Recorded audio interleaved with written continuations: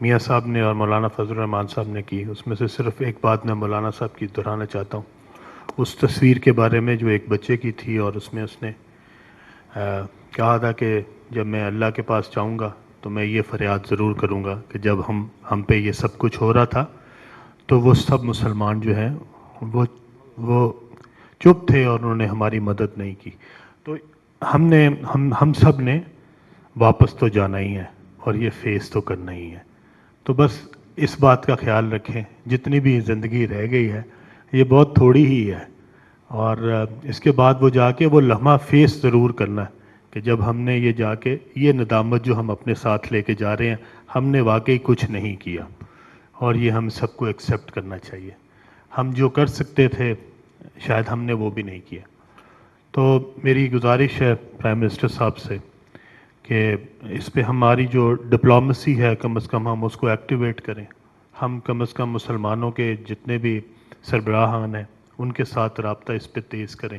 آج 1 سال ہو گیا ہے اس بربریت کو، اور مسلمانوں کو اکٹھا کر سکیں. اور افسوس اس بات پہ ہے کہ پورا مغرب جو کہ اینیمل رائٹس کے اوپر بھی اکٹھا ہو جاتا، جو کتے اور بلیوں کے رائٹس پہ بھی اکٹھا ہو جاتا، وہ یہ دیکھ رہا ہے کہ کس طرح بچوں کو جو ہے وہ مارا جا رہا ہے. ہزاروں لاکھوں لوگ جو ہیں وہ اس کی لپیٹ میں ہیں، لیکن کسی کے اوپر کوئی اثر نہیں ہو رہا. اور جب UN کا اجلاس ہو رہا تھا اس وقت بھی وہ جو ان کا قتل عام تھا وہ جاری تھا.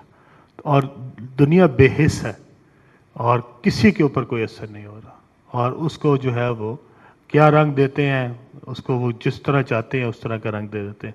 لیکن جو کہا گیا ہمارے ایمان کا حصہ ہے، اللہ بھی یہ سب دیکھ رہا ہے، اور انشاءاللہ تعالی اللہ کی لاٹھی جو ہے وہ بے آواز ہے، اور جس دن وہ آئے گی انشاءاللہ تعالی اس دن ہم سب دیکھیں گے. میری پرائم منسٹر صاحب سے گزارش ہوگی کہ ہم اپنے ڈپلومیسی کے اوپر اپنے مشنز کو بھیجیں، اپنے ایک کوشش کریں گے اس کے اوپر. اور ساتھ ایک میری پوری قوم سے گزارش ہوگی، ہم بہت ساری چیزوں میں بہت بٹے ہوئے ہیں، بہت سارے انتشار کا شکار ہیں، بہت سارے خلفشار کا شکار ہیں. خدا کے لیے کم از کم ایک بات یاد رکھیں، ان ممالک کے پاس کچھ نہیں بچا جو آپس میں ٹوٹ گئے تھے.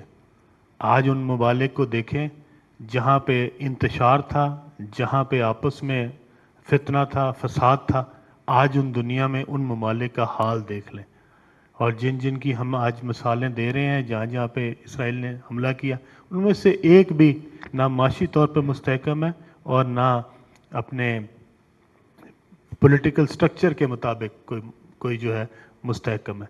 تو جو ملک ڈیوائیڈ ہو جاتے ہیں، اندر سے ڈیوائیڈ ہو جاتے ہیں، وہ کھوکھلے ہو جاتے ہیں، اور وہ پھر اس قابل نہیں رہتے کہ کسی دشمن کی جلگار کا مقابلہ کر سکیں.